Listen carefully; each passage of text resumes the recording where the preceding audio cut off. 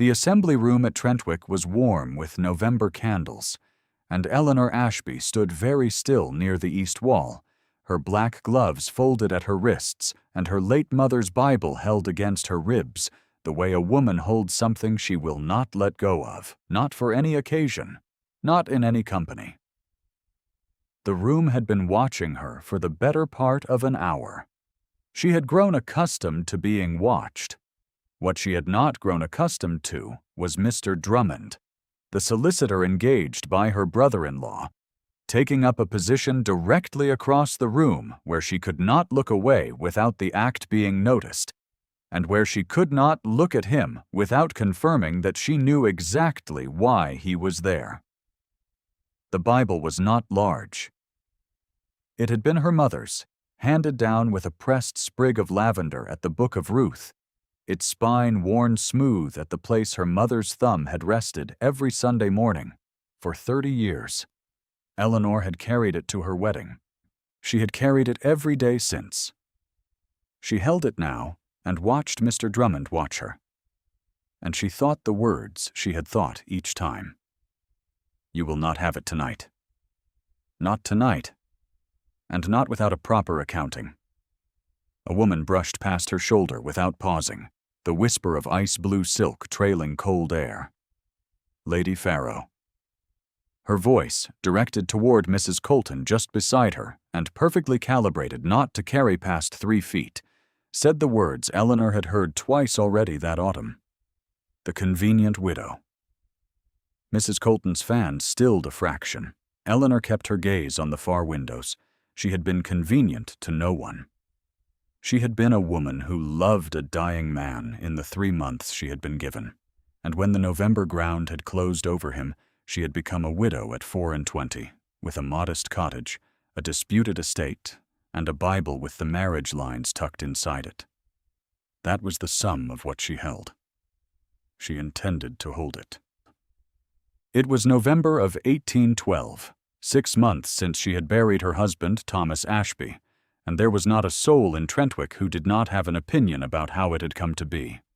Thomas had been a younger son, with a small estate and a large habit of gambling, and when the gaming debt had taken what remained of his health along with most of his capital, he had come home to Trentwick to die in increments. He had been cheerful about it, which Eleanor had found first bewildering, and then, as the weeks passed, quietly heroic. He had loved her with particular and unaffected warmth. She had loved him back.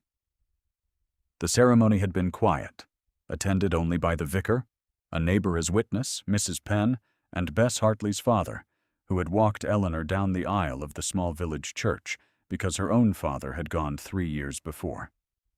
They had not had the leisure for a grand wedding. They had had 3 months of an ordinary and happy life in the cottage, and then they had had Thomas's last 3 weeks, and then they had had November ground. Clive Ashby had arrived the morning after the funeral.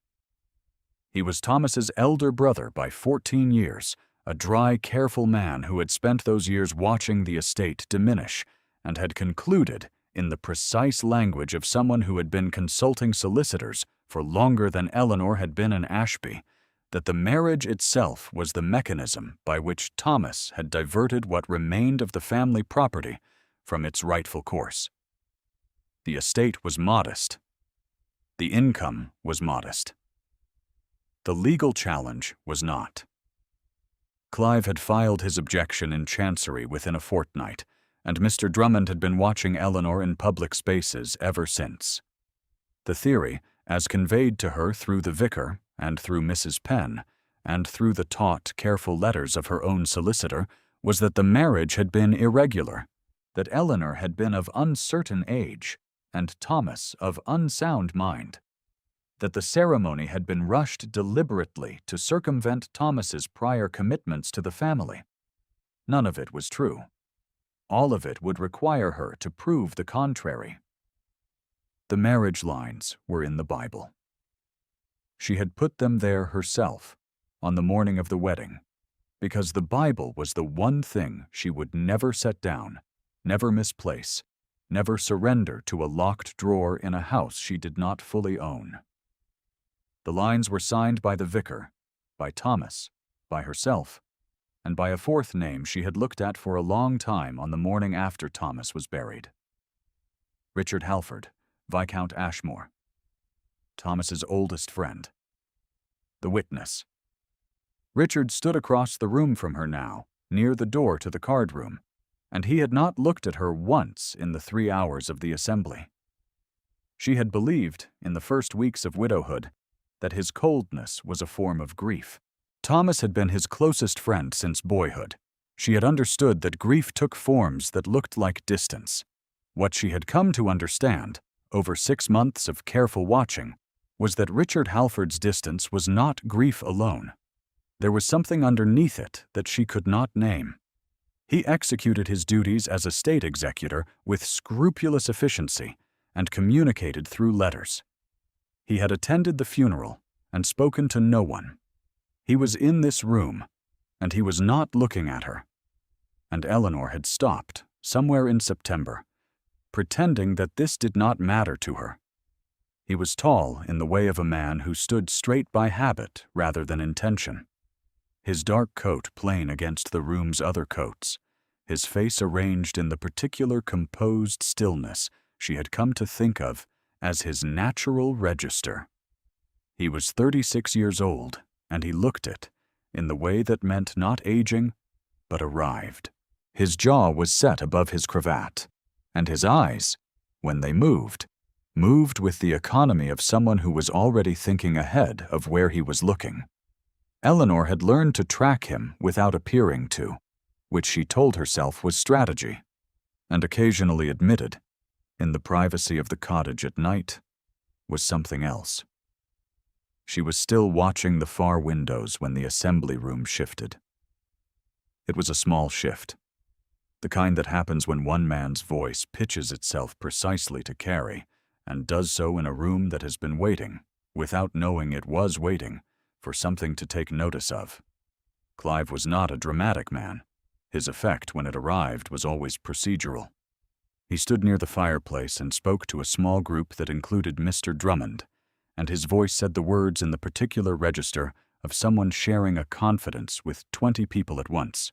"The difficulty," he said, "is simply that Mrs. Ashby has thus far been unable to produce the marriage lines for proper inspection. One sympathizes with a widow's sensibilities. The courts will require the document. If she has it, one wonders only at the reluctance." The room heard it. Eleanor felt the room hear it. She knew it was coming. She had known since she had seen Mr. Drummond take his position. What she had not anticipated was the particular way it landed, the careful conditional tense of unable to produce, the insinuation carried in the word reluctance, the way Mrs. Colton's hand stilled on her fan for the second time in an hour. Lady Farrow, near the window, did not move. She did not need to. Lady Farrow was the kind of woman whose stillness was itself a verdict. Someone near Eleanor said it then, a woman's voice she half recognized, not troubling to lower itself particularly. The convenient widow indeed. A small sound of agreement, a breath of confirmation, and Eleanor stood very still inside it. She thought it plainly. "You have the document. You have held it for 6 months. You will not be unmade by a room that does not know what it is speaking of." Her hands were steady on the Bible. Her lungs were not. Quite. But her hands were. What happened next was that she left the assembly room. She walked out through the east entrance with her back straight and her pace measured and the Bible against her ribs, and she did not look back. Outside, the November air was clean and very cold, and she stood in the street for a moment with her face tipped up to the dark sky, breathing slowly. She would not weep. She had not wept in public since the funeral, and she would not begin tonight. She was 24 years old, and she had the document, and she would go home. She had taken 4 steps toward the hired carriage when she heard the door behind her. She did not turn around. She heard the footstep. The quality of it. the particular weight of it on the stone, and she knew who it was before he spoke. "Mrs. Ashby," Richard said. She turned then. He stood in the doorway of the assembly room, the light of the room behind him, his coat squared against the cold air. He did not come down the steps toward her. He stayed where he was and looked at her with the careful attention she had learned was his method of looking at things he intended to understand. "He planned it," Eleanor said. She had not meant to speak first. "Your presence tonight was to produce the document publicly. He wished me to hand it to Mr. Drummond in the assembly room, with the room watching, so that any irregularity in the lines could be cited before witnesses." "I did not." "No," Richard said. "You did not. You knew." He was quiet for a moment. "I suspected the timing." "Yes." "And you said nothing to me." "I did not know what to say to you." He said it plainly, with the same level voice he used for everything. But something in his face shifted in a way she had not seen before. Not softening. Something more precise than that. "I have not," he said. "Known for some months." Eleanor looked at him. The cold air moved between them.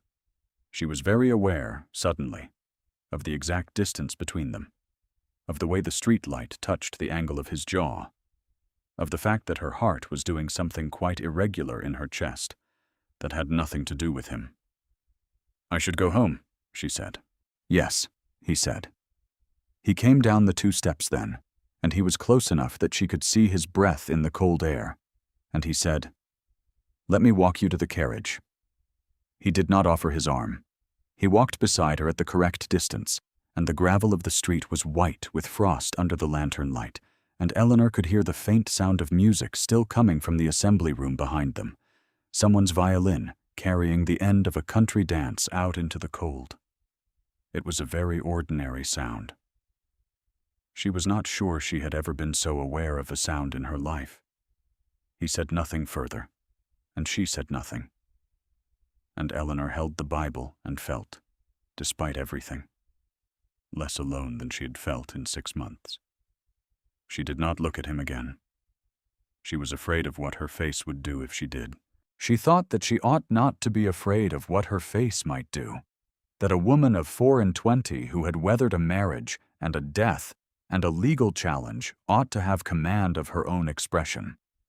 She thought that she did not, and that this fact was information. 3 days later, Richard came to the cottage. It was a cold, gray morning, the kind that made the cottage feel smaller and the fire feel larger, and Mrs. Penn had just gone out to market when Eleanor heard the knock at the door. She opened it and found him standing there with a sealed letter in his hand and the look on his face of a man who had spent considerable time deciding how to say something. "There is a formal notice," he said. "From Chancery. The challenge has been accepted for hearing. It will be in January." Eleanor stepped back and let him in because there was nothing else to do. The parlor was warm and small, and he took up more of it than she expected, standing near the window with the letter in his hand and his hat under his arm. She did not take the letter immediately.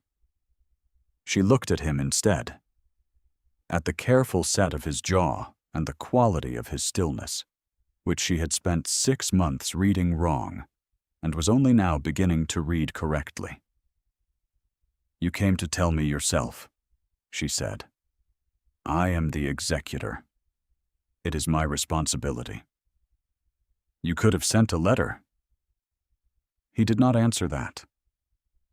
He held the Chancery notice out to her, and she took it. And their gloved fingers did not touch, but were for a moment in the same small space. And Eleanor felt the warmth of it through the leather of her gloves in a way that was quite irrational and entirely real. She set the letter on the table unopened. She crossed to the shelf where the Bible sat and took it down. "You want to know if I have the document?" she said. "I know you have the document. I signed the document." She turned to look at him. "Then you know what is in it?" I know it is legally sound. The vicar's hand, Thomas's signature, your own. Mine. He paused. Eleanor. It was the first time he had used her given name, and he seemed to know it. Something moved in his expression, brief and controlled. I have never doubted your marriage was legitimate. Not for a day. You have been cold to me for 6 months, she said. Not accusing. Simply stating what was true. Yes. I thought it was grief. Some of it was grief. He looked at the window. The gray light made his profile look carved. Some of it was that I introduced Thomas to the gaming circle at Halford before you were married. I did not do so with malice. I did not know how it would end. I know now. Eleanor was quiet, taking that in. The fire settled in the grate. Outside, a cart passed on the lane. You believe yourself responsible for his illness. I believe I made it easier for him to lose what remained of his health. Yes. He would have found the gambling without you, she said. He told me so himself. He said he had been finding his way toward ruin since he was 20, and that you had attempted to discourage him from it for nearly as long. He did not hold you responsible. I have never held you responsible. Richard said nothing. He was still looking at the window. Eleanor opened the Bible. She did not take the marriage lines out. She simply opened the Bible to the place where they rested. And there, tucked against the fold of the folded document, was a small pressed violet, its purple face faded to near gray, its stem still intact. It had been placed there on the morning of her wedding by Thomas himself, from the small vase on the windowsill of the church vestry, with the particular cheerful tenderness that had been his most consistent quality. She had not shown it to anyone. She did not know why she was showing it now. Richard looked at it. He looked at it for a long moment, and then, before she understood what he was doing, he reached out, and the violet slipped from the page. His fingers closed around it, very carefully, before it reached the floor. He held it in his palm and looked at it, and something in his face did something she had no word for, a kind of opening that happened too quickly, and then was held in place. He held it out to her. She took it, their fingers close for a second time, and this time she was quite certain he was as aware of it as she was. He would have put that there, Richard said. He would have done exactly that. Yes, Eleanor said. He would have. I am glad, he said, that you had those months. She looked at him. He was looking back at her with the careful directness that was his truest register, with nothing performed in it. And Eleanor thought the thing she had been resisting for weeks. She had been reading him wrong for 6 months, and you have been reading me wrong for 6 months, and neither of us has done anything about it. She closed the Bible. She put the violet back inside it, carefully, in the fold beside the marriage lines. The document is safe, she said. It has always been safe. I know. Then what will you do about January?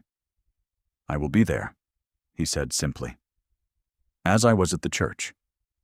Eleanor looked down at the Bible in her hands and felt something shift in her chest, quiet and permanent, the way furniture settles in a house. If there is something in this story you recognize, leave it with me in a comment below. I will be there through every scene that remains. She did not tell him what she had felt in that moment. She was not yet ready to name it. And she thought, watching him cross to the door, that he was not yet ready to hear it. Some things required time to earn. She had learned that much, at least, from the preceding year. The weeks between November and January were the quietest Eleanor had known since her husband's death. She tutored Bess Hartley twice a week, as she had been doing since September, in the small parlor of the vicarage. Bess was 14 and serious, and desperately intent on not appearing to be, and Eleanor found her company steadying in the way of things that require one's full attention without requiring one's full feeling. They worked through Cowper and through the Italian grammar, and occasionally, when the lesson had gone particularly well, through the first movement of a Haydn sonata on the vicar's battered pianoforte. It was on a Wednesday morning in December that Richard walked past the vicarage and saw, through the window, Eleanor reading aloud to Bess from a text Eleanor had clearly purchased herself, because Bess was following along in a copy that was plainly the girl's own. And Eleanor held no book at all. She was speaking slowly, Bess's lips moving in echo, and her hand on the table was very still, except for the occasional motion when she reached across to point at a word the girl had not caught. Eleanor did not know she was observed. There was no performance in it, no adjustment of bearing, no glance toward the window. She was simply doing what she did when she thought no one was watching, which was to give what she had without calculation. He watched her correct a line in the Italian grammar, watched her wait with the patience of someone to whom patience was not a virtue, but simply the correct tool. Watched the girl's face shift from uncertainty to understanding. And Eleanor's face remained perfectly composed through it. She did not praise extravagantly. She said only, "There it is," as if the knowledge had been present all along, waiting to be found. The December wind was sharp at his back. He did not notice it. Richard stood on the cold December pavement and looked at this for longer than he meant to. He had watched her at the assembly, across months of carefully maintained distance, and he had thought he was doing the right thing by that distance. He had believed that the guilt he carried over Thomas's decline was a thing he owed to Eleanor in the form of restraint. That to press his own presence on her grief was a kind of selfishness he was not entitled to. He had been executor, witness, neighbor. Witness. He had not permitted himself to be more. Standing outside the vicarage window in the gray December cold, watching Eleanor Greer teach a vicar's daughter for no reward, he understood with considerable clarity that he had been wrong. Not about the guilt. About what he owed her. What he owed her was not distance. What he owed her was the same quality of attention he had been giving her from across assembly rooms for 6 months. Brought close enough to be of actual use. He did not knock on the vicarage door. He walked home. He thought about it for a long time. January arrived with hard frost and harder news. The Chancery hearing was set for the 15th in the offices of Mr. Drummond's superior in the county town of Mertley, and Clive had engaged a second solicitor to accompany the first. Eleanor had been notified that she would be required to produce the marriage lines in person. She had written a brief note to Richard to inform him of the date, and he had sent back a note equally brief that said only 3 words. "I will be there." There was an assembly at Trentwick on the 12th. 3 days before the hearing, and Eleanor went because Mrs. Penn said she ought to, and because she had decided, sometime in the gray middle of December, that she would not hide. She had hidden the document. She had not, and would not, hide herself. She wore the black gown again, which was the only proper gown she owned. And she carried the Bible, which she had carried to every public occasion since November. Mrs. Penn had looked at the Bible as Eleanor took it up and said nothing, which was Mrs. Penn's method of saying a great deal. The assembly was 2 hours old when Eleanor heard her name spoken. She was standing near the musician's alcove, speaking with the vicar's wife about Bess's progress, when a young woman named Miss Holt, who had been listening to a conversation across the room, turned to a companion and said, with the casual carelessness of someone repeating borrowed gossip, "I heard Lord Ashmore was seen leaving Mrs. Ashby's cottage at midday some weeks ago. One supposes he takes his executor duties seriously." though some say the convenient widow was always more interested in the Ashmore connection than in poor Thomas. The vicar's wife went very still. Eleanor went very still. She thought it quietly. There it was. 3 separate mouths, 3 separate rooms, and each one a little closer to the center of her.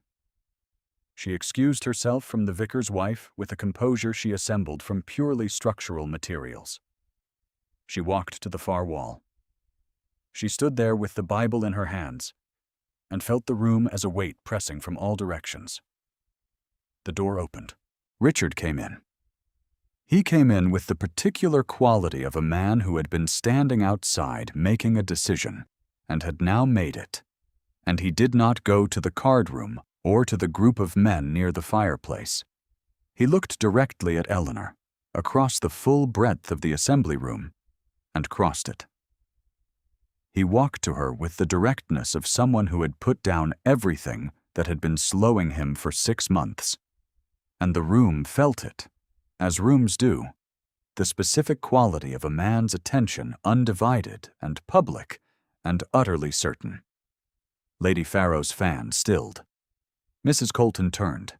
Mr. Drummond, near the east door, looked up from his conversation. Richard stopped in front of her. He was close enough that she could see the line of his jaw clearly, the set of his eyes, the quality of his face in which there was nothing performed, nothing managed, nothing held back for later. There was simply Richard, standing in front of her, in the Trentwick Assembly Room, in the full sight of everyone who had been watching her for 6 months. "I was in the cottage," he said, his voice level and perfectly pitched to Carrie, "on the morning of the 12th of December, because I am the executor of Thomas Ashby's estate, and I had documents to deliver." He paused. He did not look at anyone but her. "And because I wished to see her." Both are true. The room was very quiet. Eleanor could hear her own heartbeat. She could feel the warmth of him from 2 feet away, the steadiness of his breathing against the held breath of the assembled company. And she gave herself a single instruction.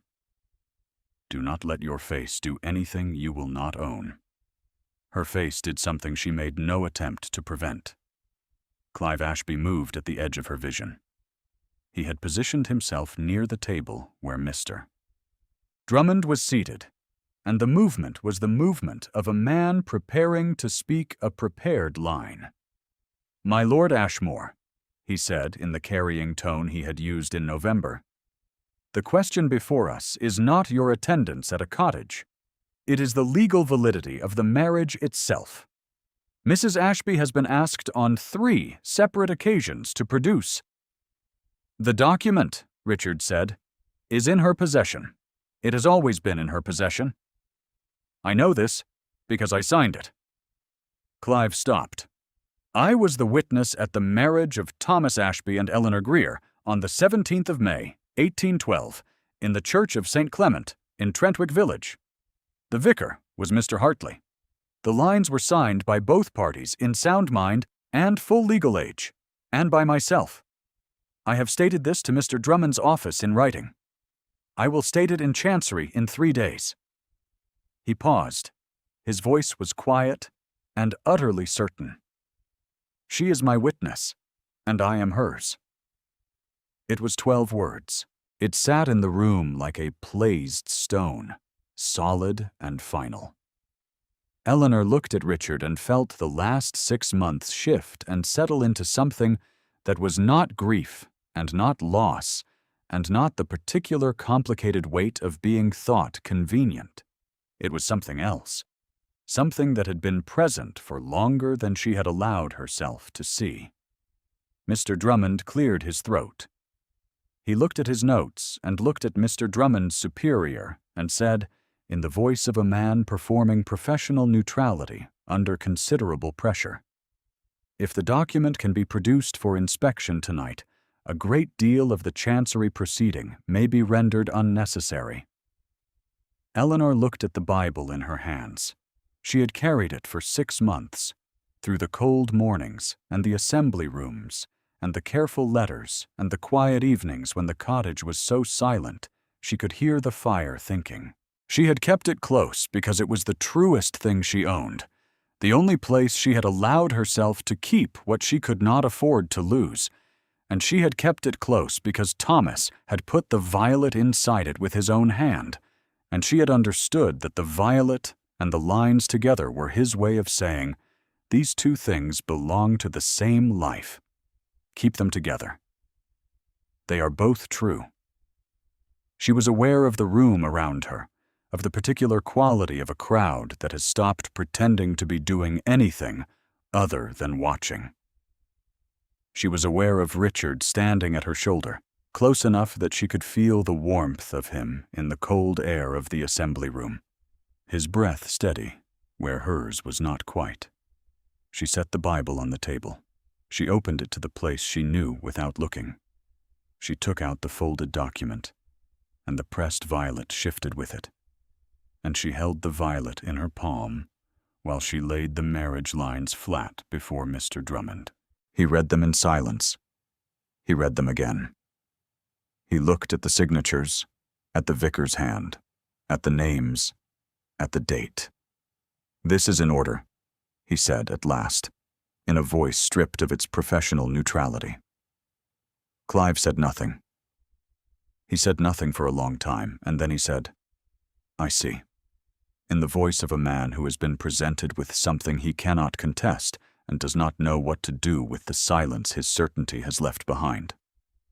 Lady Farrow, near the window, turned away. Mrs. Colton's fan moved once, slowly, and stilled. The room let out its breath.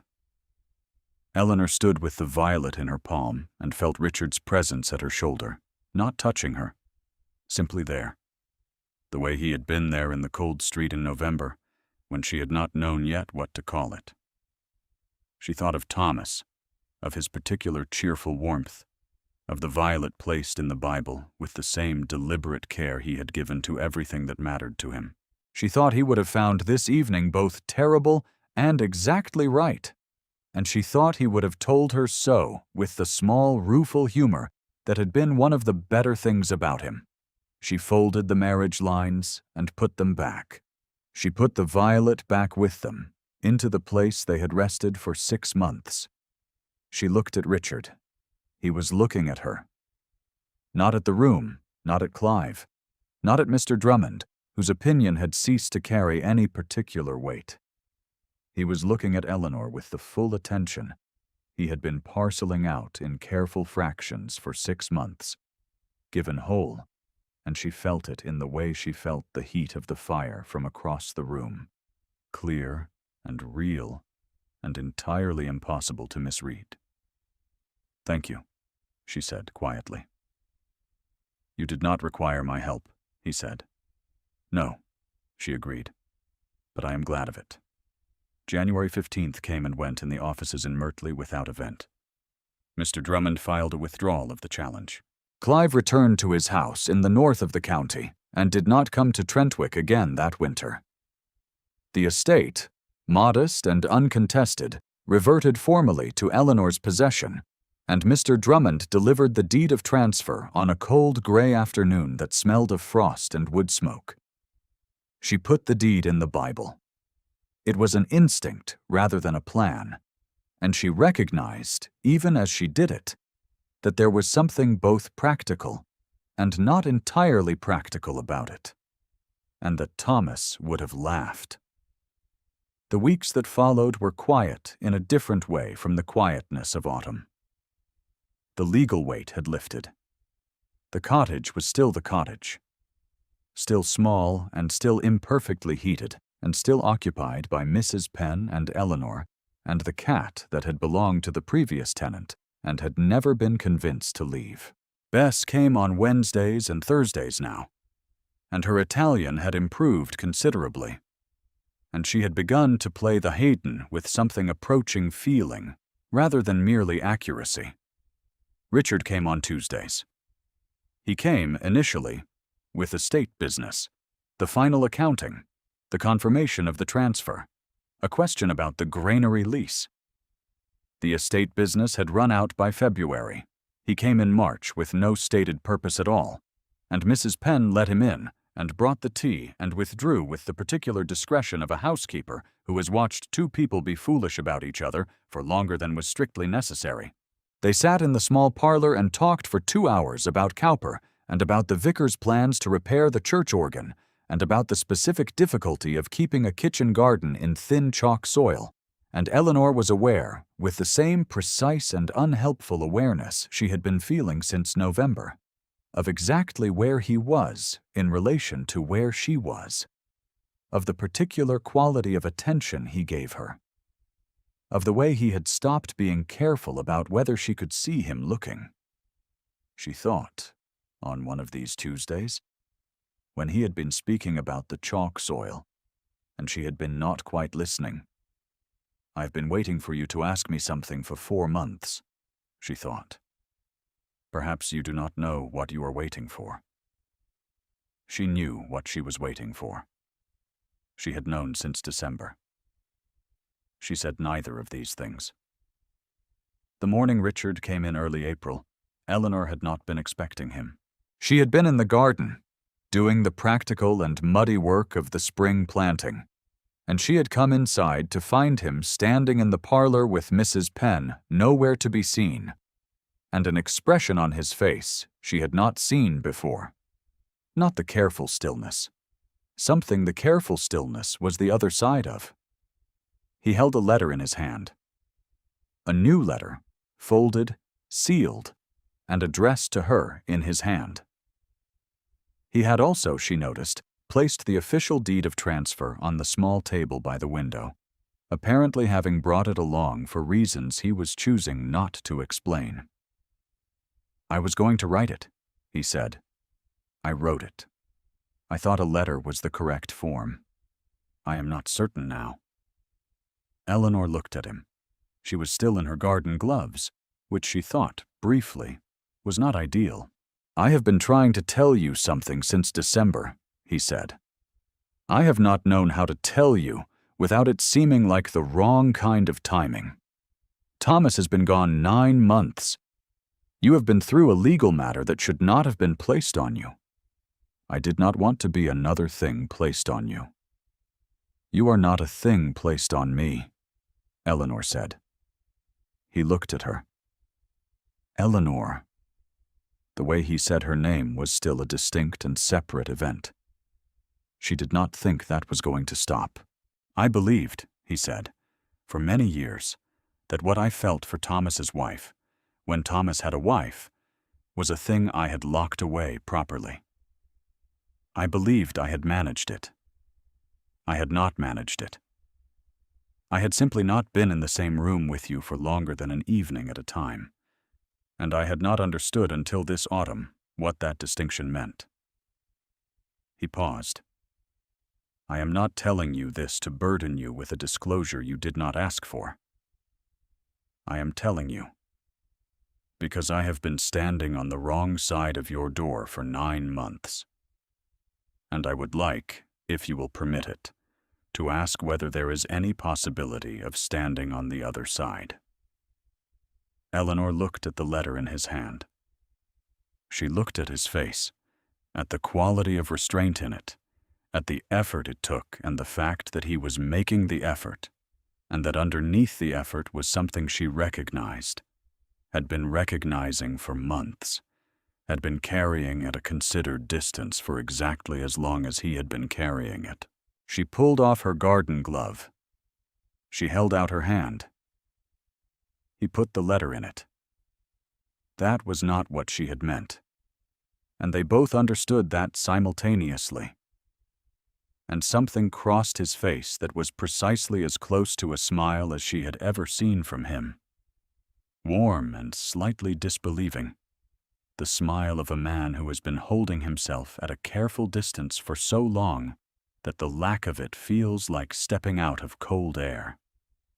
She took his hand instead, her fingers in his, no glove between them, in the small parlor of her cottage, with the April light coming through the window, and the Bible on the shelf, and the violet inside it. Neither of them moved for a long moment. "The letter," Eleanor said at last, "is very good, I am sure. You may read it to me later." "It is 4 pages," he said, his voice somewhat unsteady. "It is not my best work." "I have time," she said. He looked at her. She looked at him. Outside, the April morning was absurdly bright, the kind of brightness that comes after a long gray season with a certain quality of insistence, as if the light has been waiting. He raised her hand to his lips. Slowly, with a quality of deliberateness that was the same quality he brought to everything he decided to do. He pressed his mouth to her fingers, the warmth of it through the thin skin of her hand, unhurried and entirely certain. She thought of the violet in the Bible. She thought of Thomas placing it there on the morning of the wedding, with his particular cheerful care, tucking it against the folded paper with the quiet gesture of a man who meant, "Here is something small and true. Keep it near you." She thought she had kept it near her. She thought that it had served its purpose well. In the weeks that followed, the county of Trentwick would find new things to say about Eleanor Ashby, and most of them would be different from what they had said before. Lady Farrow would hold her tongue. Mrs. Colton would say she had always known. He would not be spoken of at all. By midsummer, the letter Richard had written on the morning of the April visit would be in the Bible as well, folded beside the marriage lines and the violet and the deed of transfer, and Eleanor would carry all of it with the same steady hands she had always used. The Bible worn smooth now at the place her own thumb rested every day. The cottage, that spring, had the particular quality of warmth that comes not from fires, but from occupation, from the sense that the rooms have been claimed by people who intend to remain in them. It was not a large cottage. It was not, by any accounting, the grandest outcome for a viscount. Richard did not appear to find this a difficulty. On a morning in late April, before the formal announcement had been placed in any paper, and while the business of the thing was still being arranged in the practical and careful way that suited them both, Eleanor sat at the parlor window with the Bible open in her lap, and the April light falling across the pressed violet's faded face, and she thought of the question the county had been asking since November, the question she had carried in her ribs like the Bible itself, the question she had answered a dozen ways in a dozen private moments without ever stating it plainly. Why had she hidden the marriage lines inside the Bible? Because it was the last place anyone would think to take from a woman. Because Thomas had given her the violet and the lines together, and it had seemed wrong to separate them.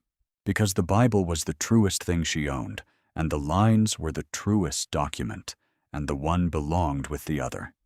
And she had known, since the morning she put them there, that she would not surrender them to any person, or any court, or any county until she had chosen to. She had chosen. She closed the Bible. She set it on the shelf where it always sat.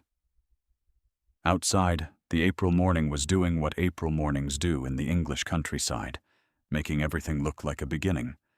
And inside the cottage, Mrs. Penn was moving in the kitchen with the small, reliable sounds of a household that has decided to continue. And Richard's footstep was on the garden path, and Eleanor went to the door. Thank you for staying to the end of her story. If Eleanor's quiet courage moved you at all, I hope you will leave a word below.